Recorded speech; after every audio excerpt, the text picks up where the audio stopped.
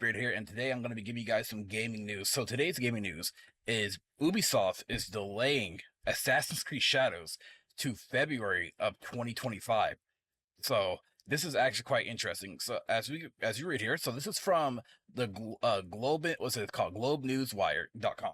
All right. So this is on September 25th, 2024. Following a meeting of its board of directors, Ubisoft updates its financial targets for 2025. The company now expects net bookings of around 1.95 billion euros and around break-even non-IFRS operating income and free cash flow.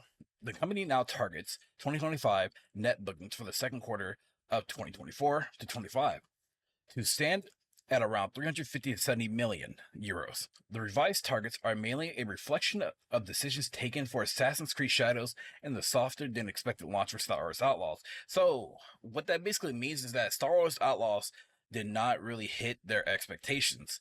And so, a lot of people, from what I'm told about Star Wars Outlaws, is that it's a pretty decent game, but the problem, Star Wars Outlaws just didn't hit the expectations of Ubisoft.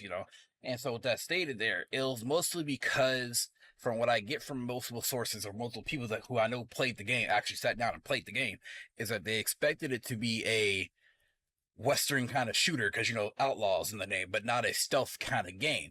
And so that's why a lot of people didn't really want to hop on into it. And also heard a lot of optimization problems with the game. But another thing too that you can potentially consider is that no one wants to install Ubisoft Connect. I'm sorry. No one wants to install another third-party launcher. Everybody wants everything on Steam. So that makes a lot of sense. And so now with that stated though, says listening to player feedback and as an illustration to our player-centric approach, the following important decisions relative to Assassin's Creed Shadows have been taken. Assassin's Creed Shadows will now be released on February 14th, 2025. While the game is feature complete, the learnings from Star Wars Outlaws release led to us to provide additional time to further polish the title. This will enable the biggest entry in the franchise to deliver on its ambition, notably by fulfilling the promise of our dual protagonist adventure with Neo and Yasuke, bringing two very different gameplay styles. We are departing from the traditional season pass model.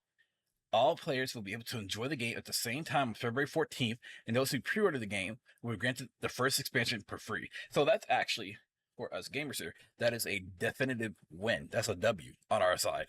Because at the end of the day, they got that season pass model. See, a lot of people, they argued about Yasuke being a samurai, right? But the real issue was a $120 price tag for the majority of the game, and putting missions behind that season pass.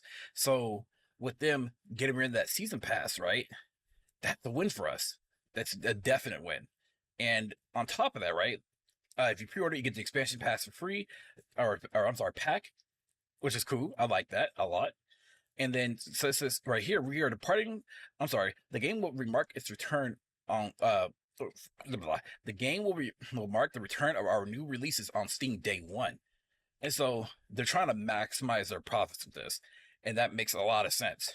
Now, a lot of people will argue, well, Ubisoft has gone woke or whatever. I mean, yeah, you can argue that, sure. I mean, there's a lot of different possibilities.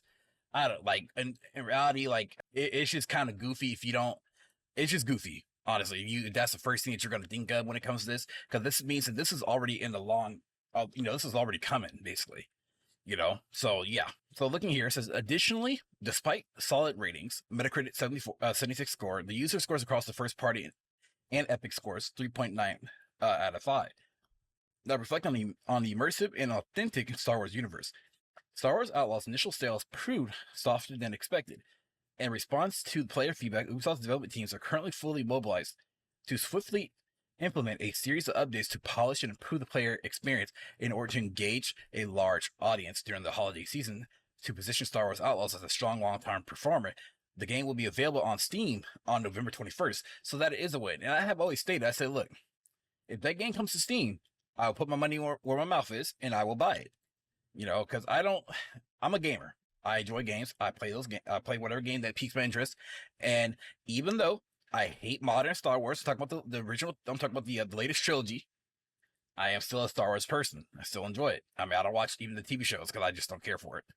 You know, I'm basically out Disneyed, put it like that.